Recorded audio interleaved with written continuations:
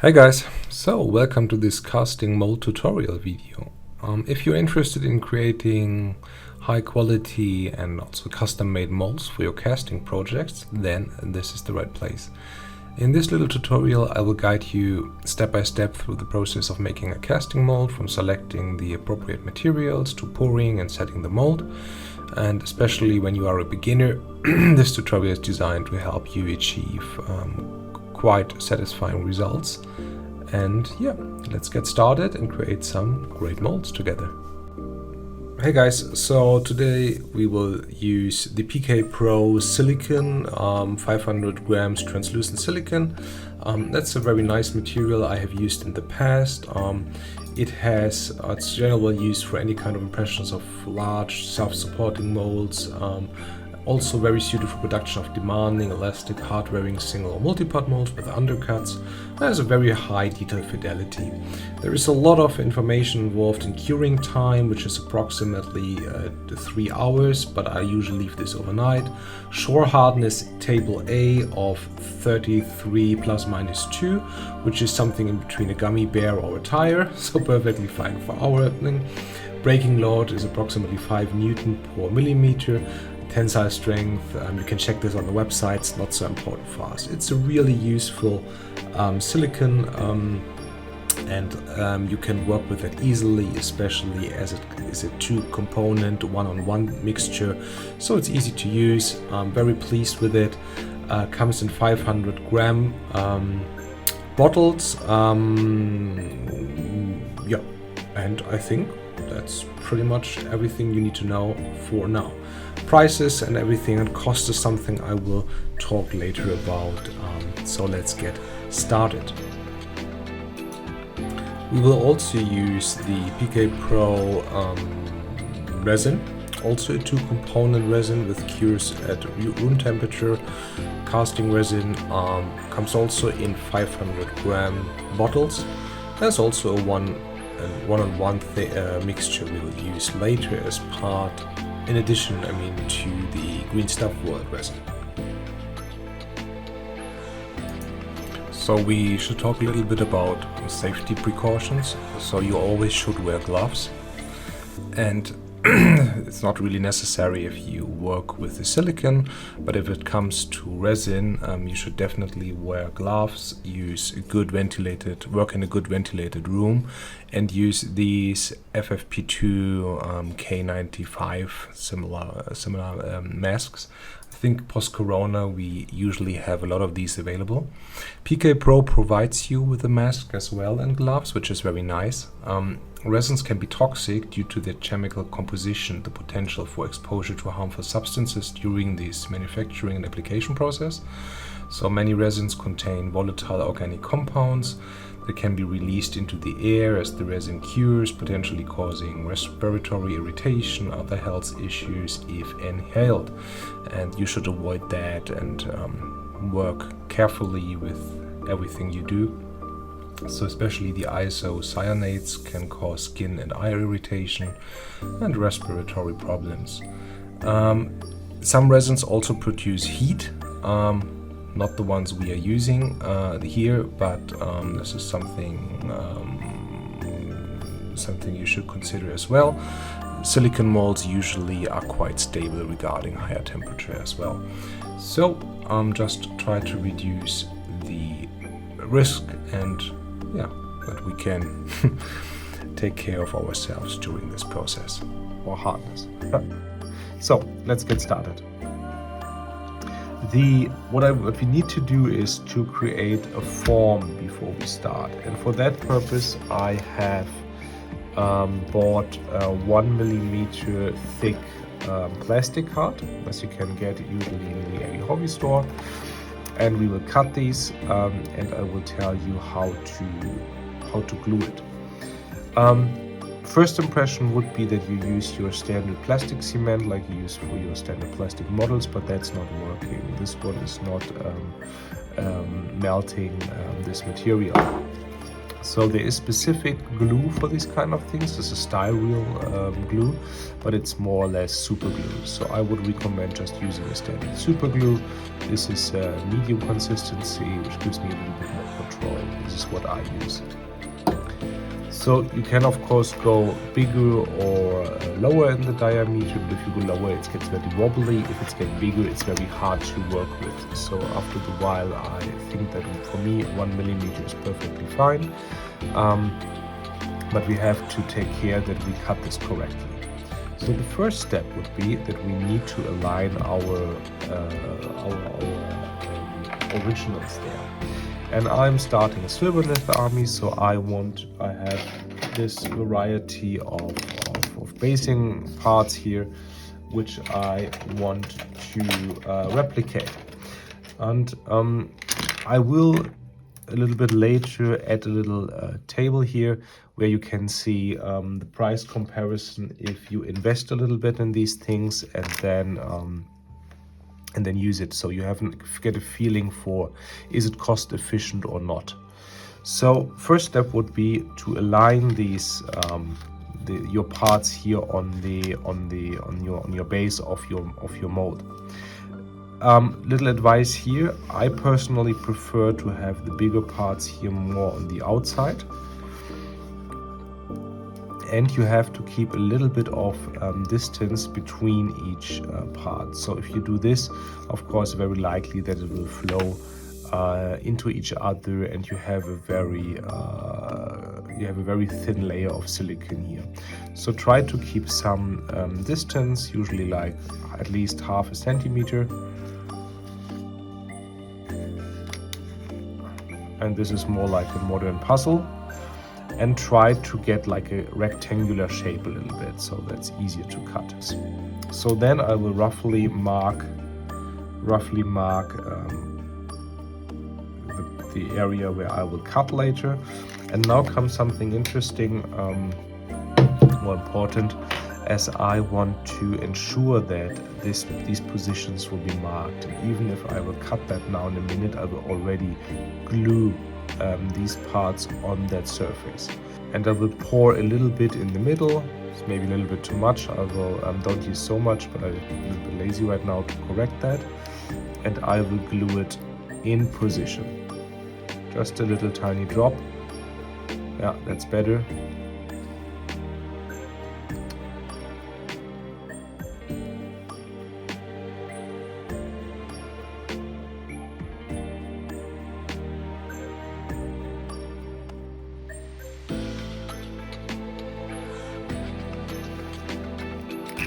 I let this cure for a moment,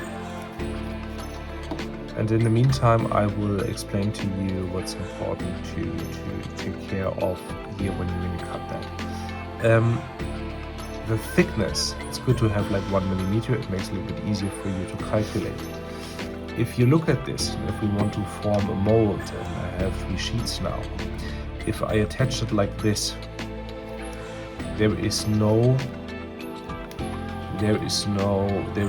corner here. So if I would use another one like this, it will create a weak spot here where you just have corner to corner, as you can see here in this little overview. So what's important is to make a decision that you have 2 sides which are encapsulated from the outside, like this. Yeah. So this gives you the possibility to glue 1 millimeter thick side to the other one. This is something which makes it easier for you to keep the silicone inside the mold, okay? Just a little advice, no? So don't use like one corner to one corner. Use one corner and then the other one directly here on the side. Yeah, little detail, but that's important. So you have to add 1 millimeter or 2 millimeters in total on each side. So I will now start to measure the distance. And what I used for cutting and for measuring is one of these rubberized metal cutting rulers. This is very, very old. It's made, I think I just bought it for like 10 euro, but it has a metal edge here, and you can really use your cutter knife to have very good consistent cuts. I would recommend buying one of these if you have the chance, but it works with every other ruler as well. So I will just measure the distance here, and to make my life easier, I'm just using the next full digit, which is I think 17 centimeters.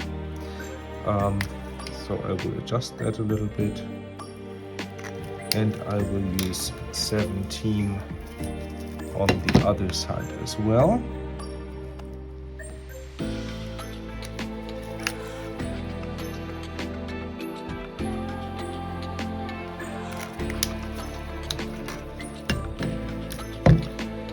And I will connect these two.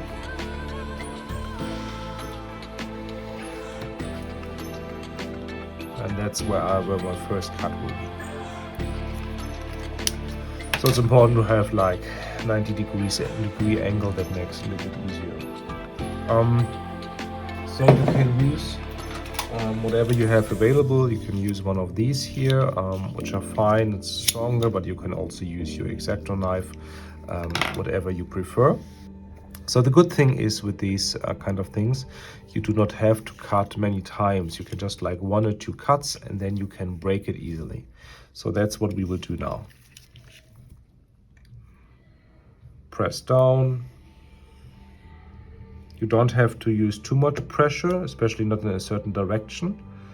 And you can like go 2 times through this, and then you can easily snap it apart. Yeah, very simple. Okay, and this still produces a good edge. When you have like very flat originals you want to replicate, you do not have to use a thick layer of silicone. And it's recommended for the beginners of you just to use forms with just a flat surface you can easily attach here. I'm just using 1 single drop or 2 drops of super glue, so I'm able to just like remove these later. If you have very small and filigrane models, this might not work, as you might break these. So these you have to be treated differently, which I might do in another video. But for get some feeling for the work with silicone and resin and how to do this, that's a good start. So start with something easy, and but it can have a lot of details. Yeah, so don't be afraid of using details. This will work perfectly, as you will see later. So we have this now, and honestly, just a side note, here, for example, the silicone might flow under this part. That is not dramatic. We can easily cut the silicone later. So now we have to get 2 of these at the same height. So I will just measure again. I need 2. It's not very high, so I measure the maximum height of the largest part roughly, which is like, I would say like 1/8. So I will want to be on the same side and say we go for 2 or 2.5. Let's take 2.5.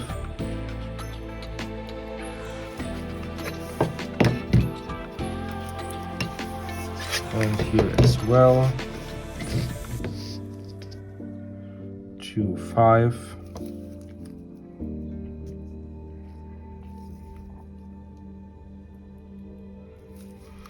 And another side also 2.5.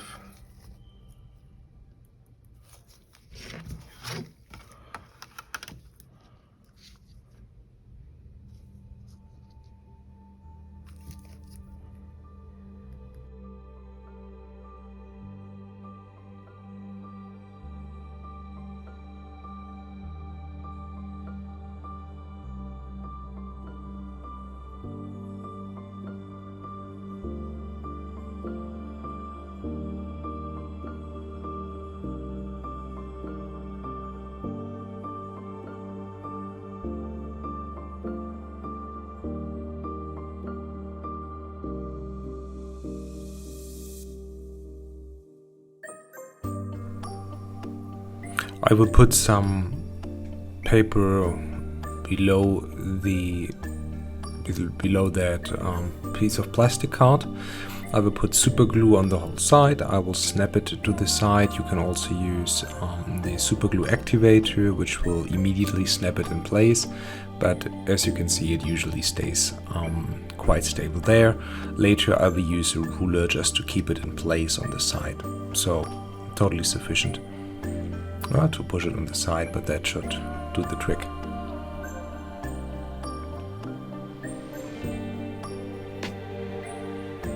I will now continue to attach the other sides, the left and the right one on the same height, and then top and bottom directly with a little overlap, which I will later correct if I see any gaps which might avoid a good sealing. I will put some paper under this part as well, set up a thin layer of super glue over the whole section of this piece of plastic card, and attach it to the side as well. After a few seconds it will be quite stable.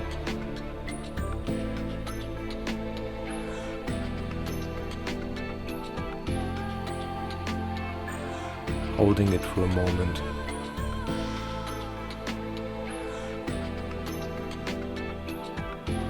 And we are done.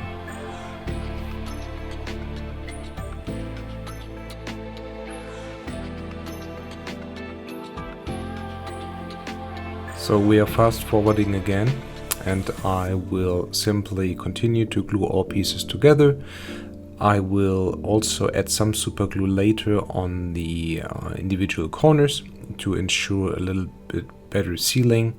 I will use this paper below the plastic card just to protect my cutting mat, because the super glue is difficult to remove and I don't want to damage my my cutting mat. So I go a little bit to the inside. It flows into the recesses and seals the form to an extent where we have to work over it just a little bit.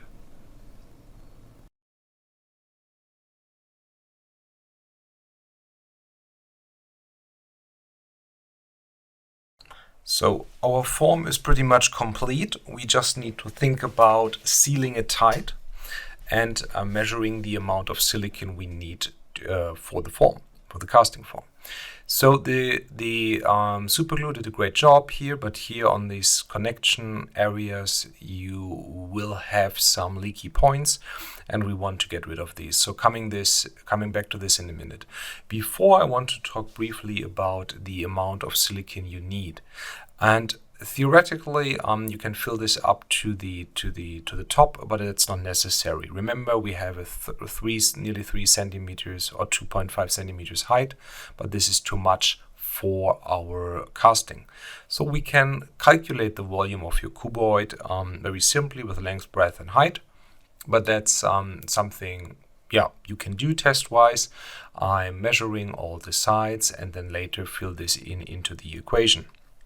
That is one way of doing that, but it's a very theoretical approach and you don't need that. A much more practical approach is, you will see this in a minute, is to simply fill the form with water and use the volume for your silicone. We are coming up roughly to 900 milliliters here in that case, but that's way too much. In the very end it will be 600, you will see this in a bit. Also a possibility later for the casting, you can do the same, taking the density into account, as resin has a higher density as water, to calculate the casting amount.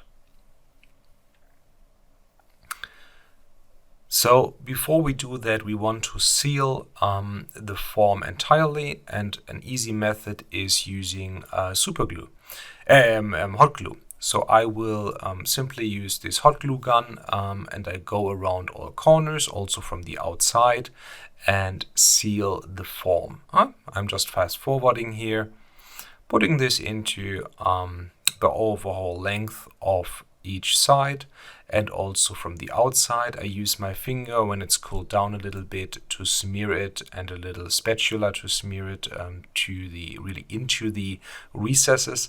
That also ensures a nicer casting mold when we remove that.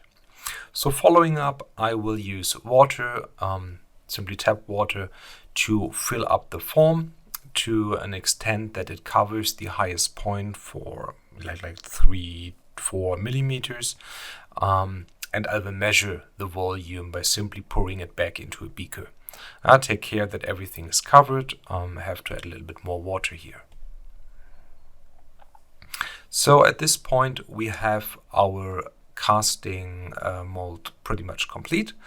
And what I want to show you is that on different areas on your individual parts, and also due to the surface tension, the bubbles can form.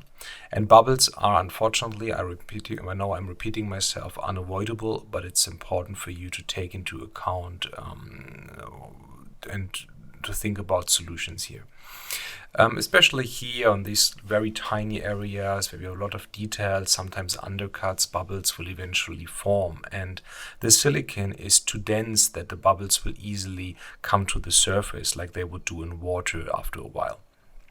Vibration will not help a lot, so honestly from my side there are two main things you can do to reduce, not to avoid, but to reduce the number of bubbles.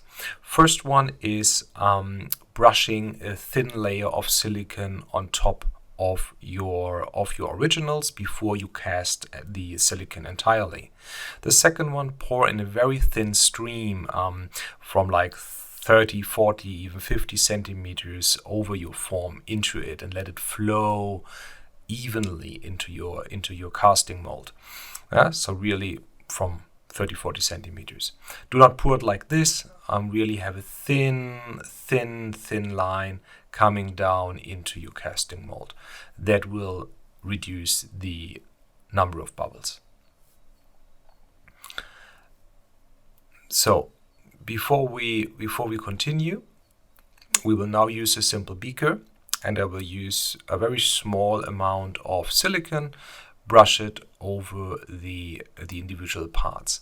With silicone, be very precise. It's one-on-one, and that means one-on-one. Do not differ from that, okay?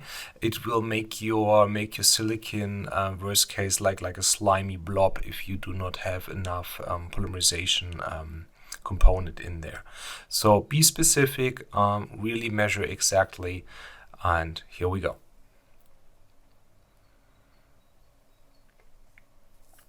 So I'm mixing this thoroughly, and you see here on the spatula I have a lot of bubbles, and even by stirring this, not like a maniac, but normal.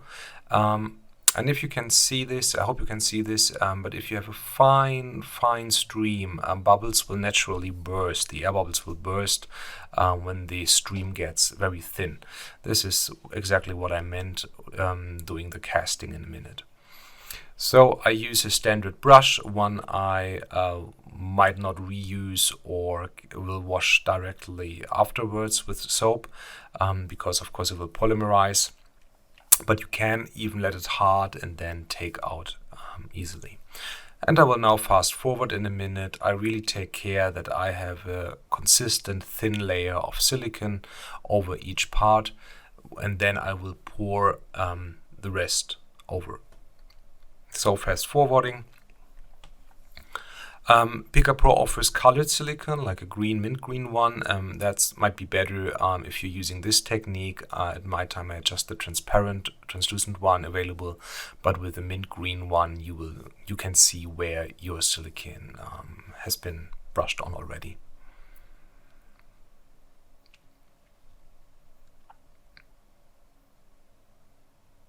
So here we go. Pretty much done. You don't, as I mentioned, you don't have to let this dry. I will now prepare the rest of the silicone, carefully pour this into the casting mold, and then we are one step further to our final product. I use a larger beaker. and I will use approximately 600 milliliters of silicone. I think 550 would be okay, but I want to create a good casting form. So mixing it and then going up really high. You cannot see this properly. I will give you another angle in a minute. And here you can see where I will start in one of the corners with this is even a little bit too big. You should go a little bit smaller with the stream. And I let the silicone flow from this corner over the whole casting mold, or all the originals. That takes some time, but it's worth.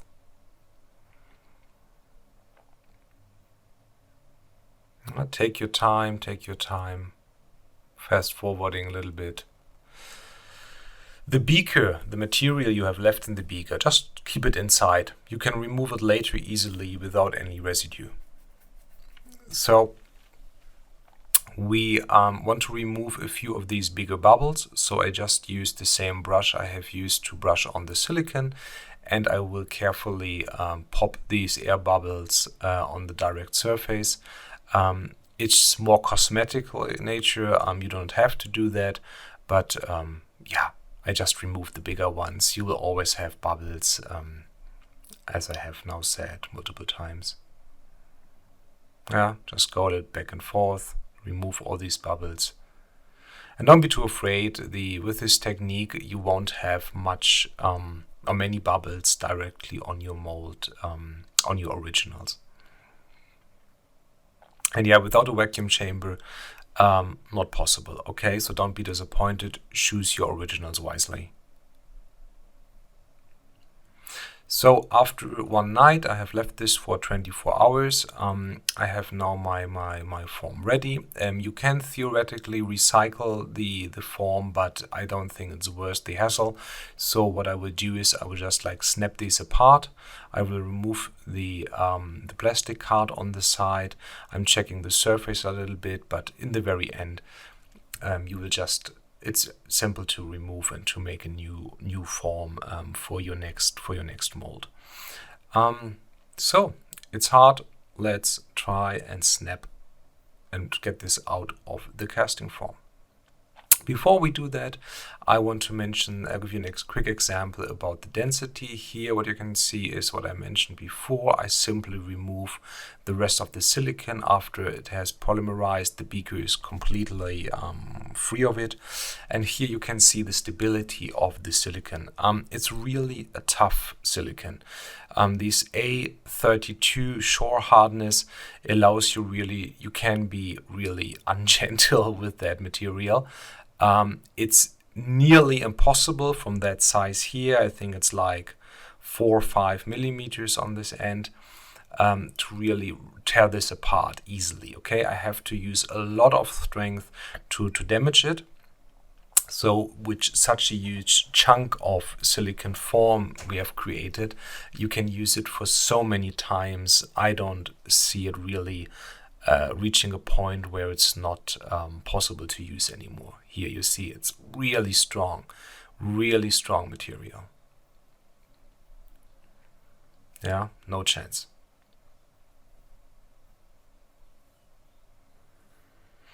So we have the form. Like I mentioned, it's I will remove the plastic parts from the side. You can easily snap these like this and just apply a little bit of strength. You don't have to be too careful, as the material, like we have just seen, is very stable, very durable. And even the originals, as they are still glued to the plastic card, can be removed very easily from that form. I start from every side, and I carefully apply a little bit of pressure to tear these apart. I work my way from each side around the whole form.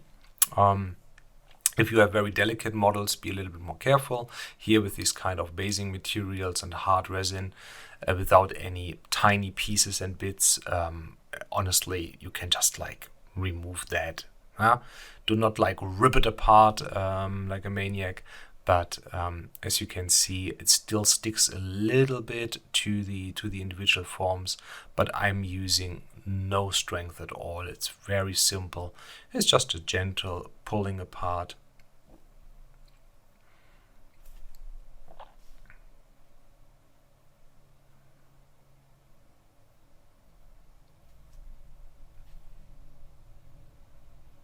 If you have a lot of undercuts, it's getting a little bit more complicated to remove, but don't be too hesitant. Work your way thoroughly through this process. And here I'm taking the huge chunk of silicone, and you see no residues, no broken pieces, and a good cast. You have these little flaps of silicone. Sometimes you can remove these immediately, others you have to cut a little bit to clean up. I will do this in a minute. That's absolutely no concern. Use just a cutter and carefully remove these flaps from your form. You theoretically, also practically, you can leave these as a natural border for when you pour your acrylic resin into it. Here, these other parts here, the originals, we have super glued these on the plastic card with a tiny drop, so they are undamaged and they can be removed easily after a while. So just apply a little bit of force to it, or use your cutter to cut below these to cut the super glue. Now, I want to just to show you that you can just like tear a little bit. They are still stable, but I will simply remove these later and without any damage, as I have done that before.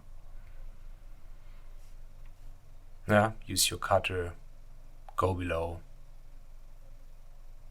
Pretty much all you have to do.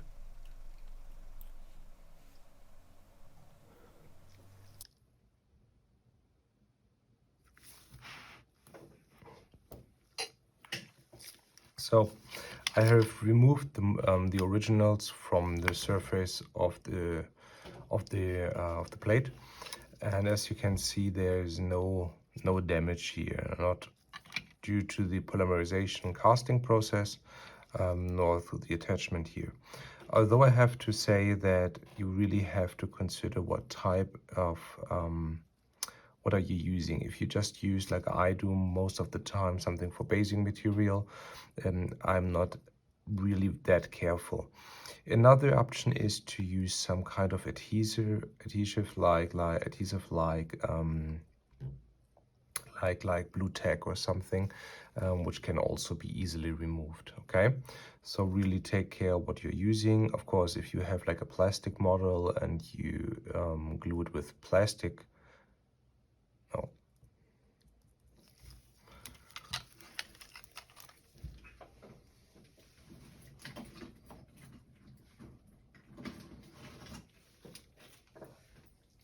So, and that you don't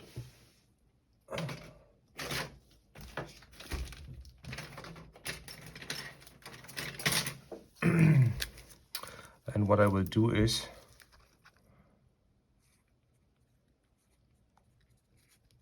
I will write original on these two. Okay. So later we will compare these.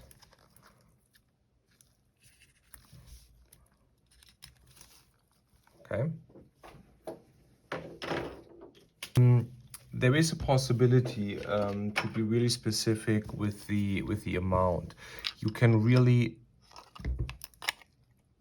put this on a scale, and as this is not in a volume, it's in a mass, you can calculate what you need specifically, so you're not wasting this. So you can be quite conservative with the amount you need to use. So I have a little bit of experience, so I have not done this right now. I will just fill this up, and any surplus I will simply use for other molds, okay?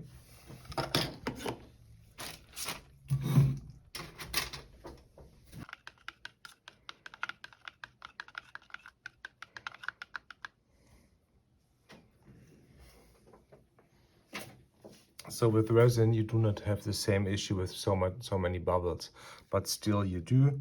So try to do this as careful as possible.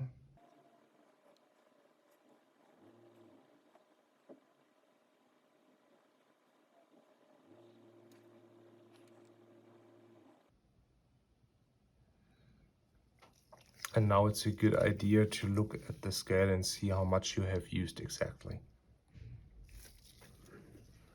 The resin has cured, not entirely. I told you that 9 minutes up to 10 minutes is the time you can work with that. That is the time you can pour it, but it does not mean that after 10 minutes it's rock hard. That's not the case. And even here, it's like gummy texture.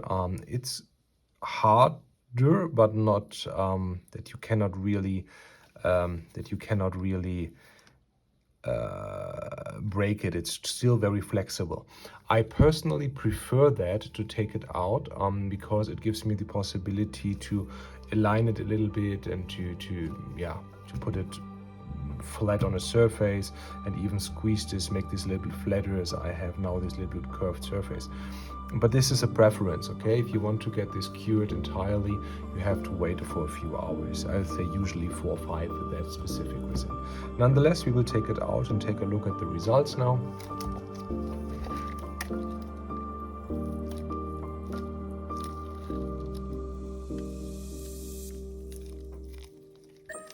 So.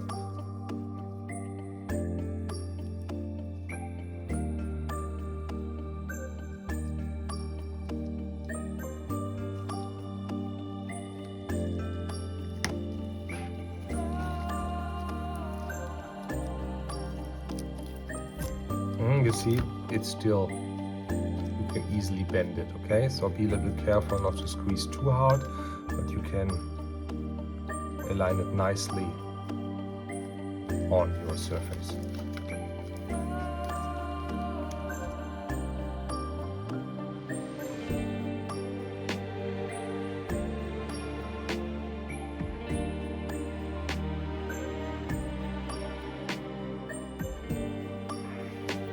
So I told you about the originals. Let's find that specific piece.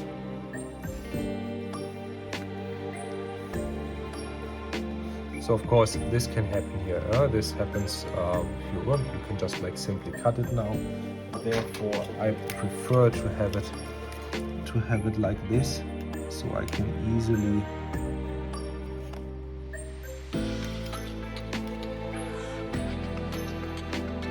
cut this still soft material.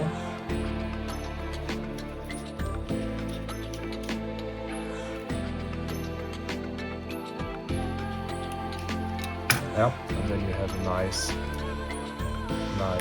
copy of whatever you want to do. You see, I'm still using gloves because it's not entirely cured and I don't want to risk any irritation to my skin. So as long as this is really still soft, don't touch it without gloves.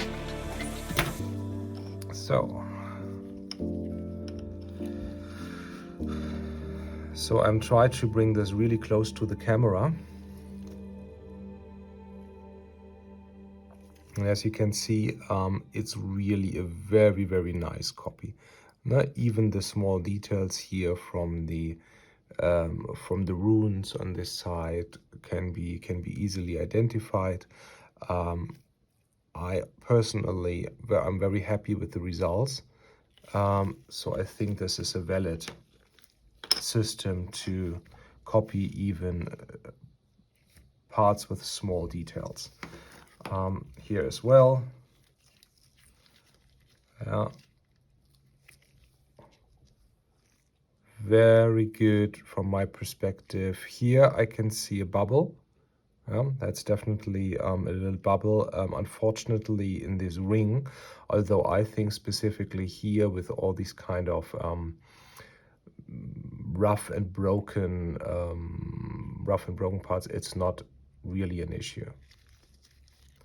So what is this? I have to look at this. Looks like a little figure. Even that one has been, yeah, so that's nice. Yeah, so here, runes on the stone. Good copy. So I have to say, even without a vacuum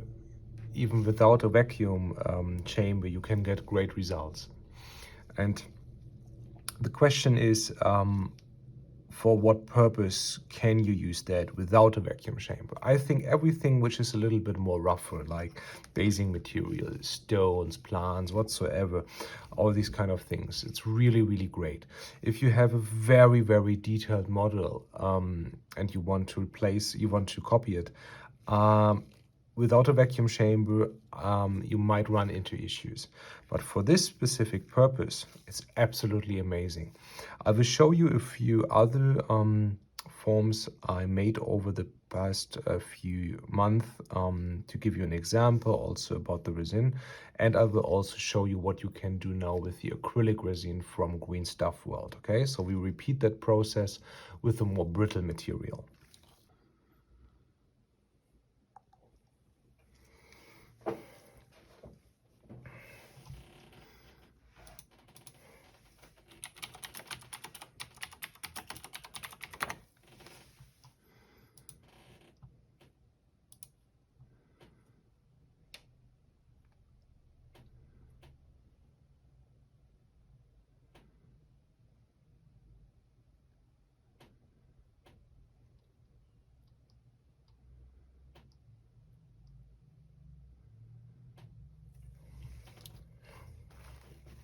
So guys, as promised, I want to show you the acrylic resin from Green Stuff World.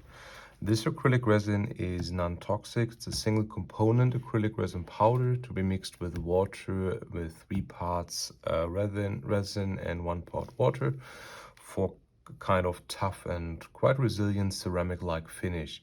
It's non-toxic, that's great, so can be used without huge precautions.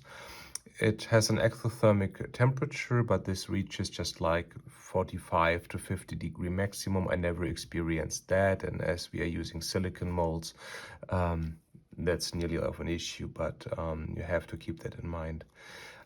This dries in 30 minutes, but I usually leave this overnight as well. It gets their ultimate hardness, how they call it, in 24 hours. And I have used it for different kinds of forms, like this one. This is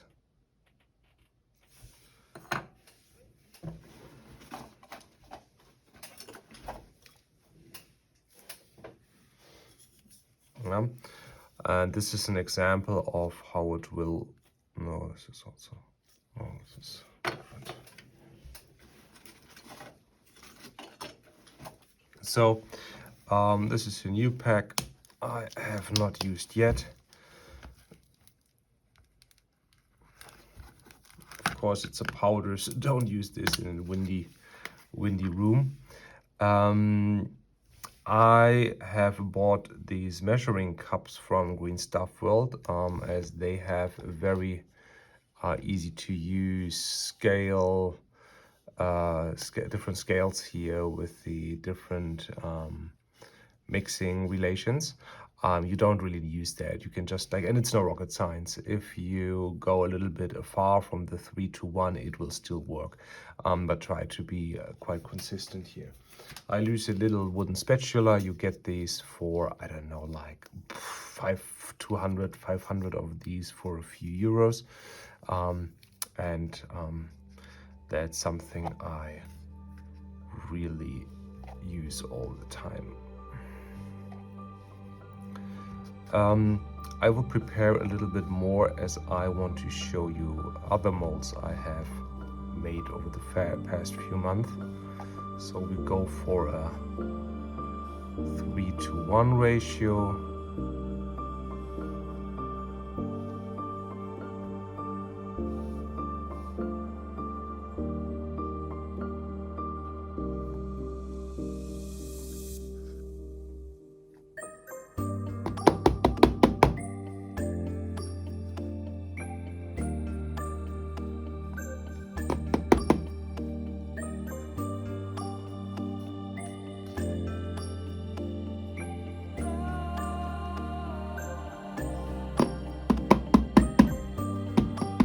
Okay, so I hope you can see this.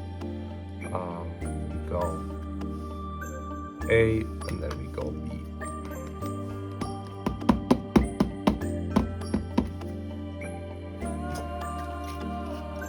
So I will add simple water.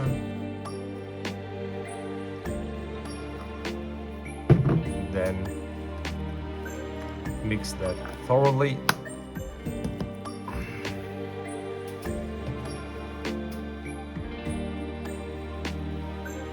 Can be mixed quite easily. You usually don't have clumps in there. You don't have to use like the rotary tool mixer, the real mixer to do that. Here, as you can see, it's more or less dissolving very fast.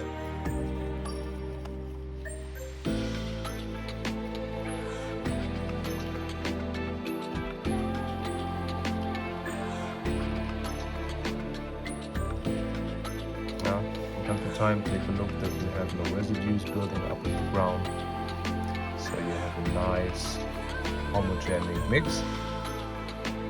And that's pretty much it.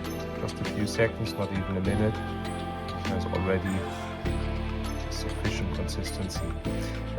If you have a few little clumps in there, it's usually not an issue when you pour this into the casting mold. But of course, it's better to have everything mixed thoroughly. So we will use our form we have created yesterday.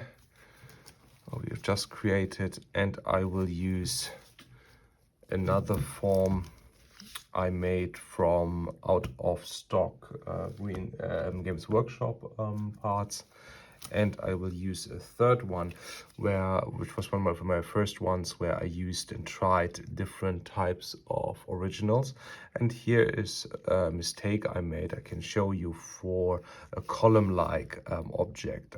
This is not what I would recommend, but it's what I'm using right now. But in a future video I will do some columns, and I have not filled this up sufficiently.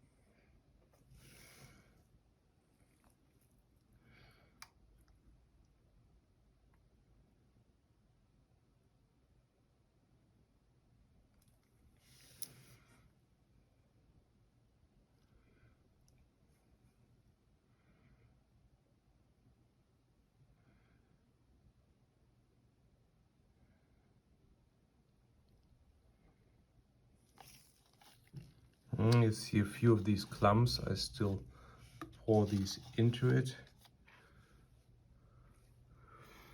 And what I tend to do is when I have poured my acrylic resin in there, I just like go into the form to avoid bubbles forming up.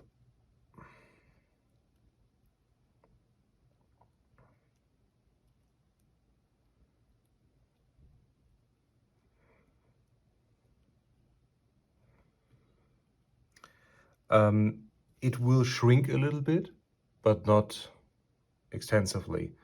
So what you pour in usually stays like this. So that's great, based on my experience. Okay, a little bit more could have been better here, but as I'm using this for basing material, I don't care at the moment. Okay. This can be easily cleaned underwater. If you have like cups you want to reuse, I would definitely do this just under clean water before 30 minutes are done. If you leave it to dry, of course, it's very brittle with that diameter here, so you can squeeze this a little bit and it will break and fall apart. So like if you guys have used plaster before. Okay, so we let this dry and see and compare the results.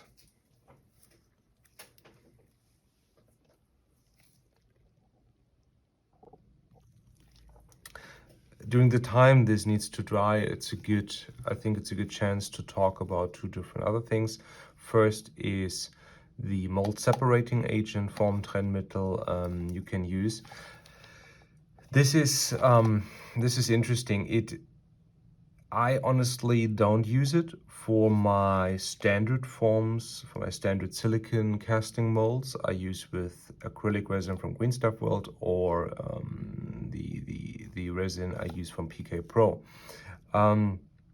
This one here protects your models from damage, and also the molds can be used for silicone latex, thermoforming film, caramine, Stevaline. It's really good. The surface has to be clean and dry. You just shake it, spray it over, and it definitely helps. For these things, for these materials, I personally think it's not necessary. You don't have very complicated, complex forms in this example, so I do not have to do a lot of twisting and whatever, and therefore not so many details which might get damaged during this process if I don't get them really easily out of the form. Nonetheless, I have used this concrete for terrain, and I used existing, I bought casting molds for rocks and everything, and I used concrete to do that. If you use concrete on silicone, concrete is very aggressive.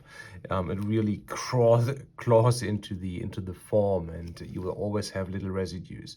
So in the moment you use concrete, or also called, in German it's called Gips, let's check this up. I would recommend using that. So coming back to the result of our Green Stuff World casting, I have let this cure now for approximately 4 hours, and for me to take it out, that's perfectly fine. As I mentioned before, you can keep it for a few more hours, which may make it harder. To give you a feeling for the hardness, this is a very thin layer. It breaks and snaps easily, okay, at that point. It will get a little bit harder, but it still has this kind of plastery, casting plaster consistency. Nonetheless, it's hard enough to be taken out of the individual molds quite easily.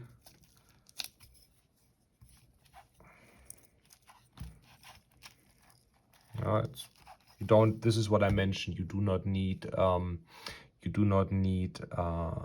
the surface spray.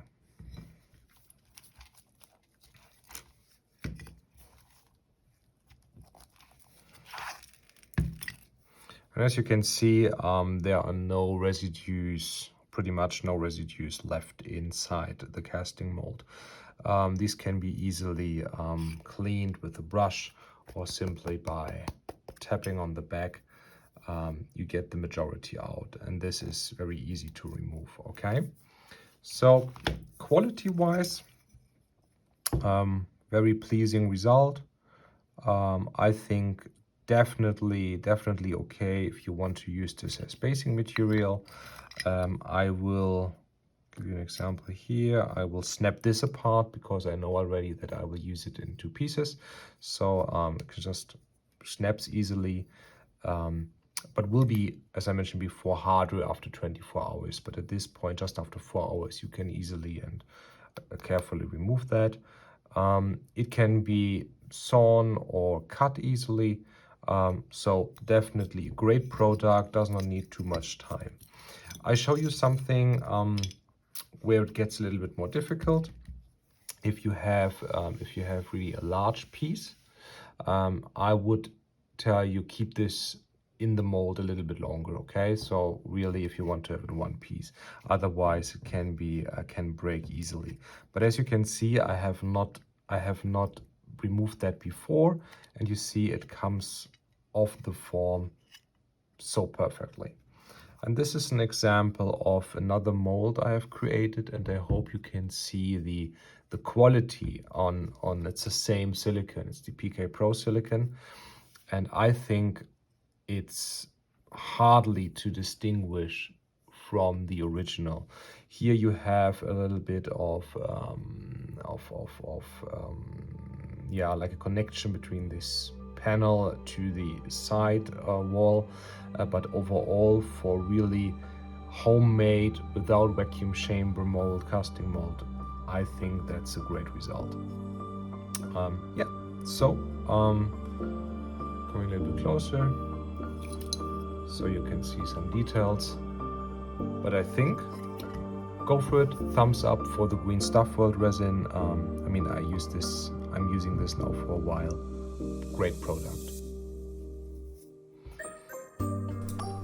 Okay guys, so let's talk briefly about the break-even points and the cost. In the very end, we have to calculate everything, sum this up together. I spent these amounts for the plastic silicone, the resin, the plastic card, and for my originals. That leads to a certain amount. I have not used everything from the supplies, so I can definitely create more forms and make more replicates. I think 60% of the silicone, 30% of the PK Pro resin, 10% of the Green Stuff World resin, plastic card stays the same, original stays the same, so coming up to a rough total of 43 euro.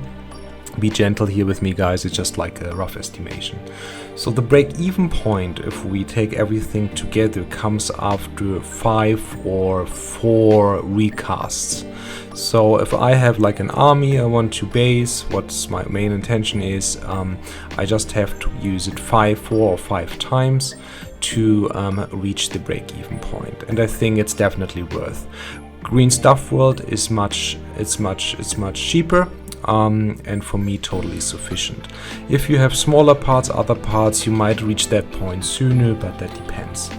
Please keep in mind that you are only allowed to recast for your own private use. You're not allowed to sell it, otherwise you would violate the copyright.